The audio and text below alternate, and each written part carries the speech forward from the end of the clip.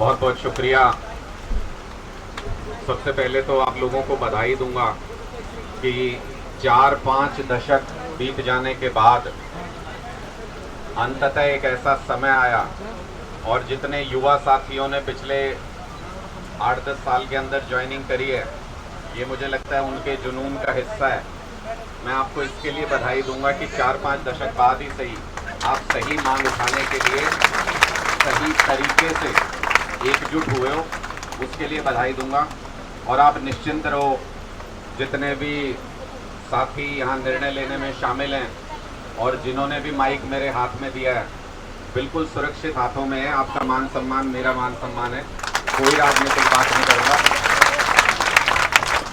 लगातार हमारी कोशिश ये है, क्योंकि आप अभी भी नौकरी पे हो और एक सीमा होती है कि आप किस स्तर तक पब्लिकली उस आवाज़ को उठा सकते हो, सरकार के खिलाफ कितना बोल सकते हो। हम तो बस वो जो बीच में एक कड़ी है उसका काम करने की कोशिश करेंगे कि जहां आपकी सीमा समाप्त हो जाए उससे आगे का सफ़र हम तय कर सकें, आपकी मदद कर सकें इस पूरे अभियान में। मैं जैसा साथी ने बताया भी कि आज ये 11वां डिस्ट्रिक्ट है मेरा। मैं जहां भी जाता हूं मैं ये सुनिश्चित करता हूं कि आपके धरने पे ज़रूर जाके आऊं। 7 जगहों पे साथियों ने ये कहा कि जी बोल लीजिए मुद्दे के ऊपर, कोई दिक्कत नहीं। 4 जगह, 8 हो गई आज, 8वीं जगह पे कह रहे हो आप लोग कि बोल लीजिए। 3 जगह साथियों ने ये कहा कि जी बोलो मत, राजनीतिक पार्टी को हम माइक दे नहीं रहे। दोनों तरीके से हमने सम्मान किया, जहां समर्थन करना था वहां बैठ के समर्थन करके आए, जहां बोलने का मौका दिया वहां इस मुद्दे की बात रखी।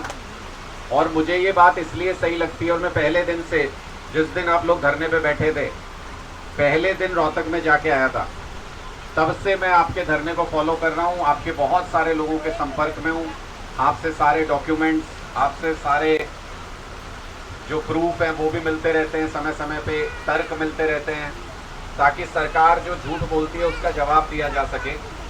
इसी कड़ी में कल सिरसा में भी प्रेस कॉन्फ्रेंस की थी, आज हिसार में की थी और कल चंडीगढ़ में कर रहा हूँ। और चंडीगढ़ में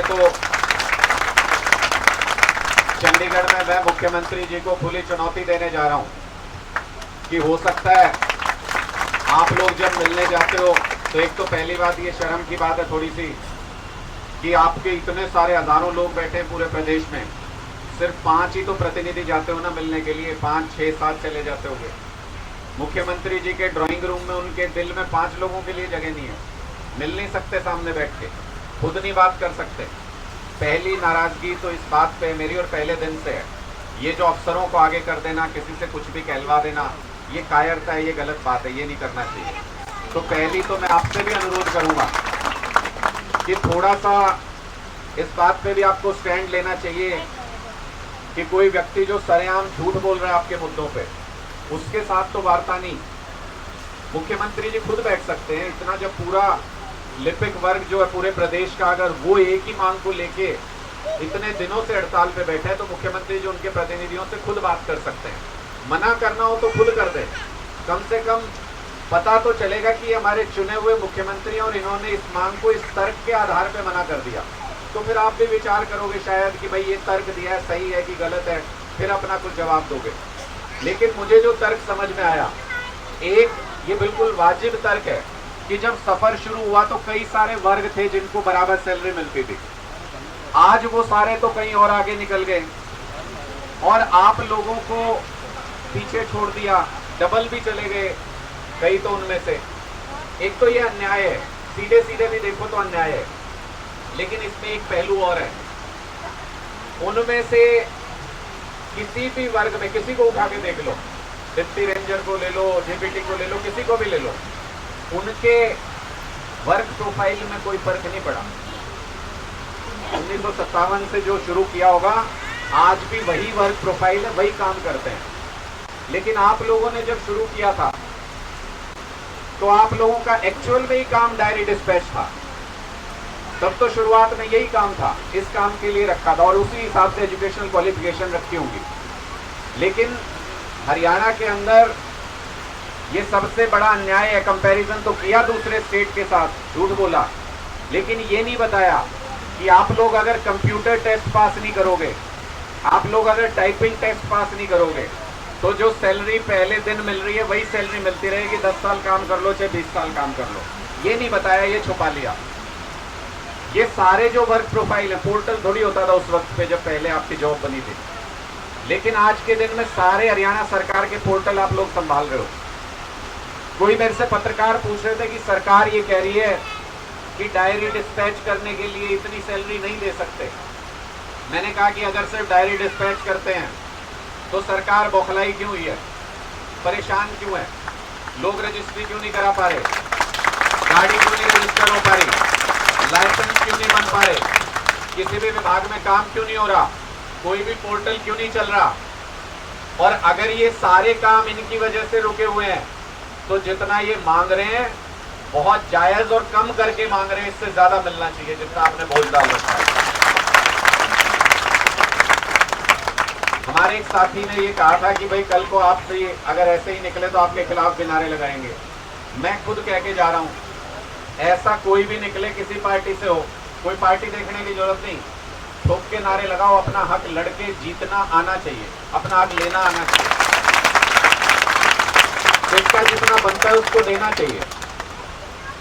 और बस मैं इतनी बात कह के अपनी वाणी को विराम दूंगा कि सारे डॉक्यूमेंट्स आप ही साथियों से लिए हैं, और कुछ और भी अगर हो तो वो तर्क आप भी साझा कर सकते हैं। सारे डॉक्यूमेंट्स लेके बैठ रहा हूं कल चंडीगढ़ में, और मुख्यमंत्री जी को खुली चुनौती दे रहा हूं। आज ही कहा है प्रेस कॉन्फ्रेंस में, आपके माध्यम से भी बहुत सारे साथी वीडियो बना रहे हैं, अभी भी यहां से भी अगर मुख्यमंत्री जी सुन रहे हैं, आपको खुली चुनौती देते हुए सम्मान के साथ आमंत्रित करता हूं। चंडीगढ़ में जहां आप रहते हैं वहीं पे प्रेस कॉन्फ्रेंस कर रहा हूं। खुली बहस हो जाए इस बात के ऊपर कि क्लर्कों को 35,400 का हक मिलना चाहिए कि नहीं मिलना चाहिए। आप भी अपनी बात कह लेना, आपके पास तो पूरा सरकारी तंत्र है, पूरी रात पड़ी है, जितने कागज जुटा सकते हो जुटा लो। और मैं हमारे क्लर्क साथियों के तर्क लेके कल बैठ रहा हूं प्रेस कॉन्फ्रेंस में। अगर आप आ सकते हैं तो सब क्लर्क भाइयों को भी अच्छा लगेगा, प्रदेश की जनता को भी अच्छा लगेगा। ये खुली चुनौती, आके इस मुद्दे पे खुली बहस कर लीजिए। और अगर आपका अहंकार इतना बड़ा हो गया है कि आप आ नहीं सकते, 9 साल हो गए सत्ता में बैठे हुए, तो फिर मैं अपना सर झुकाने को तैयार हूं। मेरी रीढ़ में कोई सरिया नहीं डला हुआ, गर्दन में सरिया नहीं है, मैं सर झुकाने को तैयार हूं। जहां भी आप अगला जन संवाद करें, आपका माइक, आपका मंच, आपकी सभा, मैं अकेला आके वहां पे चर्चा और बहस करने के लिए तैयार हूं। लेकिन ये मुद्दा जायज है, इसके ऊपर चर्चा और बहस होनी चाहिए। बस मैं इतनी बात कह के आप सब साथियों को इतना कहना चाहता हूं कि बहुत मजबूती से और बहुत शानदार लड़ाई लड़े हो आप अभी तक। इस लड़ाई को इसी मजबूती से कायम रखना। कई बार मन में कई साथियों के आ जाते छोटे छोटे स्वार्थ कि ये फायदा हो जाएगा, ये नुकसान हो जाएगा। सारे मुट्ठी बन के रहोगे तो कुछ नहीं होता, किसी की इतनी हिम्मत नहीं कुछ भी कर पाए। और मुट्ठी खुल गई तो फिर कोई उंगली बचती भी नहीं है, ध्यान रखना। तो मैं बस इतना सुझाव दे रहा हूं कि ये एकता मत टूटने देना। 4-5 दशक के बाद आपने ये कमाई है, इसको किसी भी हालत में अगर अपना स्वार्थ सेक्रीफाइस करना पड़े, एक आध साथी को कोई सेक्रीफाइस भी करना पड़े, इतना बड़ा समाज बन गया आपका, हजारों साथियों का, वो आपको भी संभाल लेंगे, आपके परिवार को भी संभाल लेंगे। लेकिन कमजोरी मत आने देना मन के अंदर। सारे मिलके ये लड़ाई लड़ोगे, हम भी आपके साथ हैं। मुझे पूरी उम्मीद है कि एक दिन आपको कामयाबी जरूर मिलेगी। बहुत बहुत शुक्रिया, धन्यवाद साथियों।